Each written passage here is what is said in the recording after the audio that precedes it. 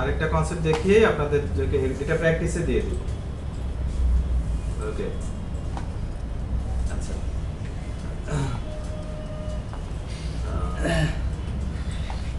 এবার কনসেপ্ট হলো আপকাস্টিং ডাউনকাস্টিং বলে একটা কনসেপ্ট ছিল, ওটা দেখাচ্ছি আপনাদেরকে। এটা হলো bank account P1 equals new bank account. কারো কোনো আপত্তি নাই? হয়। আচ্ছা, এখনকার আলোচনাটা সহজ করার জন্য আমি সেভিংস এর মধ্যে এবং চেকিং এর মধ্যে ডিফল্ট কনস্ট্রাক্টর রাখছি, না হলে আবার ডাটা দিতে হবে, এই জন্য আননেসেসারি ঝামেলাটা এড়ানোর জন্যই করছি।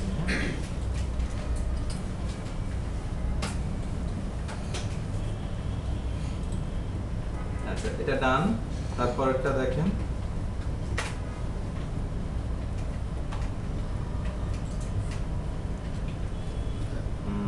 প্রথম দেখছেন তাই না?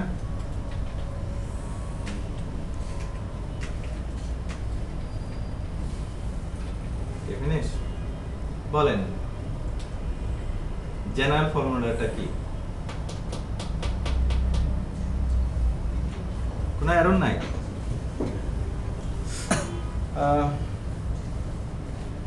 বেস ক্লাসের রেফারেন্সের মধ্যে সাব ক্লাসের অবজেক্ট রাখা সম্ভব। রেফারেন্স কোনগুলা? যে কোনো ক্লাসের রেফারেন্সের মধ্যে তার অবজেক্ট এবং তার সাব ক্লাসের অবজেক্ট রাখা সম্ভব, right? Okay, so this is one kind of observation. আচ্ছা, এখন কোশ্চেন হলো তাহলে তো এটাও সম্ভব। এই আমরা যদি নিচে এগুলা দেখি তাহলে তো আমি এটাও করতে পারি এক্সাম্পল হিসেবে। Bank account B4 equals SB1 সম্ভব? তাই না? এটাও তো সাব ক্লাসের রেফারেন্স হলো, মানে এটা তো ঘুরে ফিরে একটা অবজেক্ট, তাই না? রাইট? এটা তো সত্য। তাহলে মানে আগের আলোচনা যদি বুঝে থাকেন তাহলে এটাও সত্য। আচ্ছা, কোশ্চেন হলো দেখেন আপনি SB1 দিয়ে ডট দিলে সবকিছুই পান, অ্যাকাউন্টের গুলোও পান, সেভিংস এর গুলোও পান। এই কেসে কি হবে? এই কেসে ব্যাপারটা একটু অন্যরকম। অবজেক্ট হলো সেভিংস এর, বাট রেফারেন্স হলো ব্যাংক অ্যাকাউন্টের, তাই তো? সরি, এটা কি এরর দিচ্ছে? সামহাও এটা দেখাচ্ছে না, কালারটা আসছে না। ওকে, এবার দেখেন B4 দিয়ে ডট দিলে কি আসে, কি আসে না দেখি বলেন।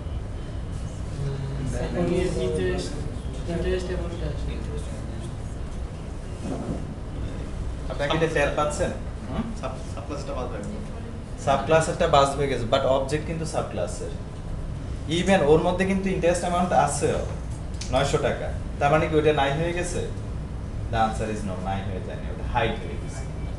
যেরকম করে আপনি বাসাতে থেকে যখন ফ্যামিলি মেম্বার হিসেবে ছিলেন তখন বলছেন এই চা কই দাদা চা দেন, ক্লাসে যাব। এখন এসে কি আমাকে বলতেছেন ভাইয়া চা দেন, তাড়াতাড়ি বাসায় যাব, রাইট? বলছেন না? বুঝা যাচ্ছে কি? দুইটা মুড ভিন্ন, মানুষ কিন্তু একজনের, অবজেক্ট কিন্তু একজন, বাট ওখানে ছিলেন ফ্যামিলি মেম্বার ইনস্ট্যান্সের রেফারেন্সের মধ্যে, আর এখানে হলো ট্রেনি রেফারেন্সের মধ্যে, রাইট? ওকে, সো এখানে তো এটা নাই। আচ্ছা, আপাতত আমরা একটু উপরের অংশটুকু, এগুলো সব অবজারভেশন। উপরের অংশটুকু দেখেন, উপরের অংশটুকুকে এটা বলতে পারি না সাব ক্লাস, সাব টাইপকে বেস টাইপে কনভার্ট করা। হ্যাঁ, দেখেন সাব টাইপকে বেস টাইপে কিন্তু কনভার্ট করে ফেলতেছি। এটাকে বলে আপকাস্টিং। এদিক থেকে এদিকে যাচ্ছে, মানে কি নিচ থেকে উপরের দিকে যাচ্ছে, এজন্য আপকাস্টিং বলা হচ্ছে।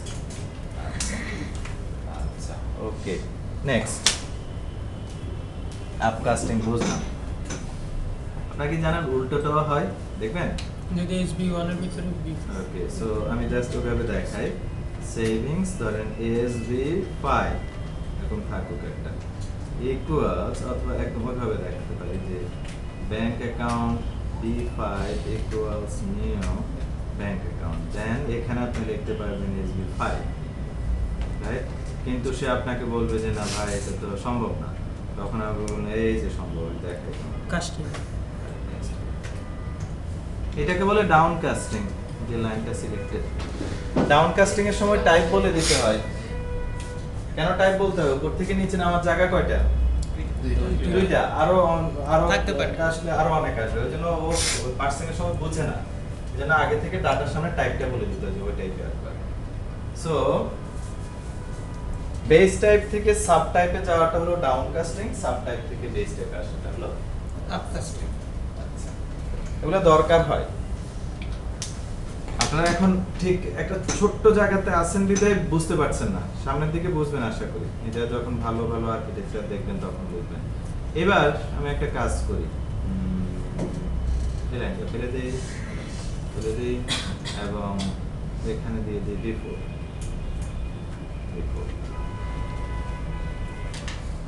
অবজেক্ট একটাই যার ভিতরে ইন্টারেস্ট অ্যামাউন্ট 900 টাকা আছে দেন এটা একবার রাখলাম এসবি তে তারপর রাখলাম বি4 এ আবার কনভার্ট করে সেটাকে কোথায় আনলাম এসবি তে। মানে যে কারণে আনা তার উদ্দেশ্য হলো ইন্টারেস্ট অ্যামাউন্ট কিন্তু হারায় যায় নাই ওটা আছে হ্যাঁ। দেখেন এখন আবার পাচ্ছি এখন আপনার কোশ্চেন হতে পারে ভাই এত পেঁচা এদিক ওদিক করে আবার কেন এটা করতেছে ডিরেক্টলি তো এটা নিয়ে কাজ করলেই হয় দ্য আনসার ইজ এখন ওই যে বললাম ছোট্ট একটা কুয়াতে আছি আমরা কুয়াটাকে পুরো পৃথিবী ভাবতেছি রাইট ওকে আপনি যখন আরো অনেক ক্লাস নিয়ে কাজ করবেন আরো অন্যান্য প্রোগ্রামারে ক্লাস কল করবেন তখন কন্টিনিউয়াস এরকম কনভার্সন চলতে থাকে আপনি হয়তো এখান থেকে সেভিংস অ্যাকাউন্ট পাঠাচ্ছেন ও বলছে ভাই আমার সেভিংস অ্যাকাউন্টের চেহারা দরকার না আমার এখন ওর ব্যাংক অ্যাকাউন্ট চেহারা এগুলো হবে ও মেথডের প্যারামিটার দিয়ে দিছে ব্যাংক অ্যাকাউন্ট বাট আপনি পাঠাচ্ছেন কি সেভিংস অ্যাকাউন্ট কেন সম্ভব ওই যে বেস টাইপের মধ্যে সাব টাইপ রাখা সম্ভব হয়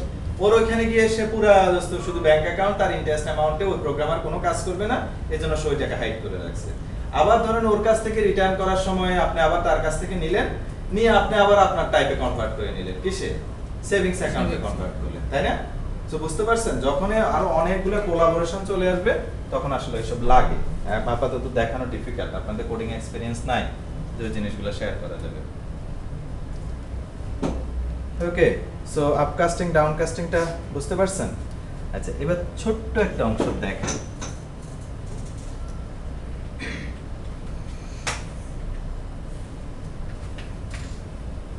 আমাকে একটু আনসার দিবেন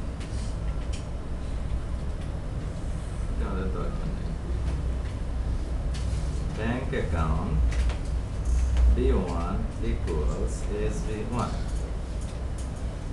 bank account B2 equals CXB1 right B1 dot deposit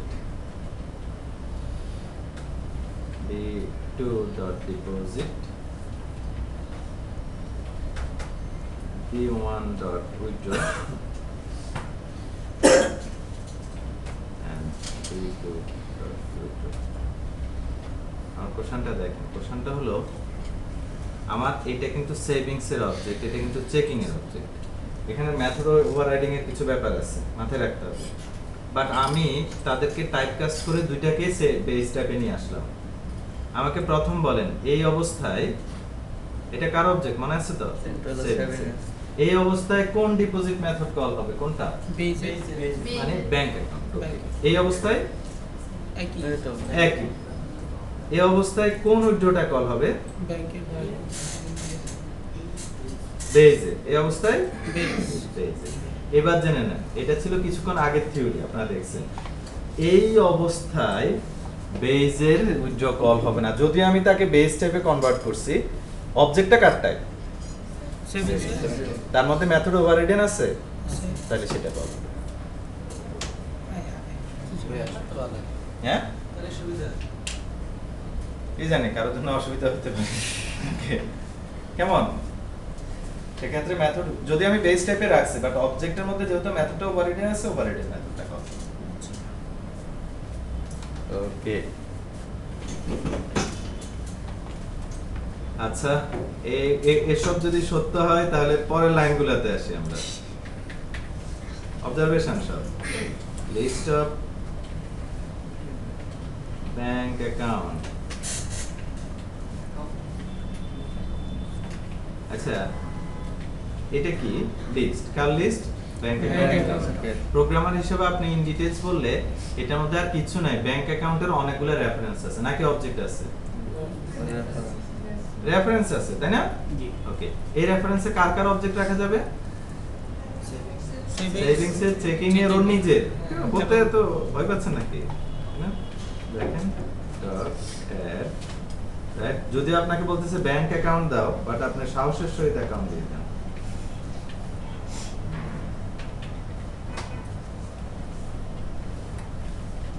ডান দেখেন আচ্ছা এবার একটু ফর ইচ লুপ চালান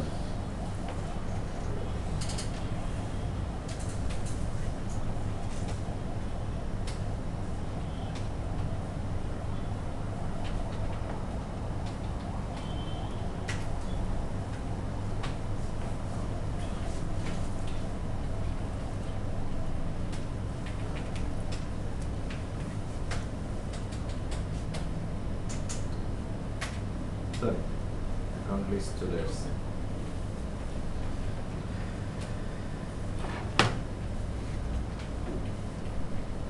ওকে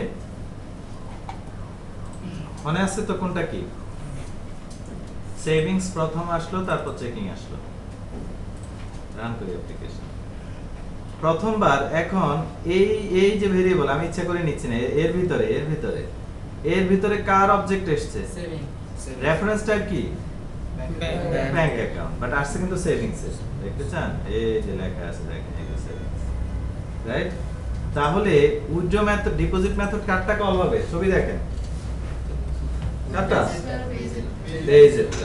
বেজেটটা কল হলো নাইস তারপর উইথড্র মেথড কারটা কল হবে সেভিংস এরটা ভেরি গুড তাই না ওভাররিডেনটা কল ওকে পরেরটার ক্ষেত্রে কি আসবে দুইটাই বেজে তাই না কারণ ওভাররিডেন তো নাই বেজেটটা এবং আবার বেজেটটা তাই না আচ্ছা এই যে উইথড্র মেথডের ক্ষেত্রে ধরেন ব্যাপারটা যদি এরকম হতো উইথড্র মেথড উনিও ইয়া করছেন আপনারা সবাই বিভিন্ন রকম অ্যাকাউন্ট ক্লাসগুলো লেখেন মানে স্পেসিফিক ক্লাসগুলো প্রত্যেকই উইথড্র মেথড ওভাররিডেন করছেন এরকম একটা লুপ চালাচ্ছেন তাই না প্রত্যেকবার কি হতো যখন যেই টাইপের অবজেক্ট আসতো তার উইথড্র মেথডটা কল হতো এই কোডটা দেখে কি সেটা বোঝা যায় এই কোড দেখে একজন নরমাল প্রোগ্রামার কি বলবে কুইকলি বলেন ব্যাংক অ্যাকাউন্টের উইথড্র মেথড কল হচ্ছে তাই না কিন্তু ডিপেন্ডস করে কার উপরে এই রেফারেন্সের মধ্যে কখন কি টাইপের অবজেক্ট আসতেছে তার আগে কিন্তু আপনি জানতে পারতেছেন না তাই না এটার জন্য এটাকে বলে run time polymorphism run time polymorphism প্রথম হলো পলিমরফিক বিহেভিয়ার বলে একটা কথা আছে সেটা কি এটাও ডেফিনেটলি পলিমরফিক বিহেভিয়ার এর আগে আরেকটা ছিল কি আমি সেভিংস এর অবজেক্ট তৈরি করছি সেভিংস এর অবজেক্ট কিন্তু সে তাকে আমি দুই রকম চেহারাতে দেখি একটা হলো তার নিজের চেহারা আরেকটা হলো তার বেস টাইপ চেহারা এটাও কিন্তু one kind of polymorphic behavior আর এটাকে বলা রান টাইম পলিমরফিজম রান টাইমে কেন কারণ রান টাইমে কিন্তু বোঝা যায় কোনটা কল হবে তার আগে তো জানা যায় এর আগে কি আমি জানি এটার মধ্যে কখন কি টাইপের অবজেক্ট আসবে আমি তো জানি না so for that reason it is called run time polymorphism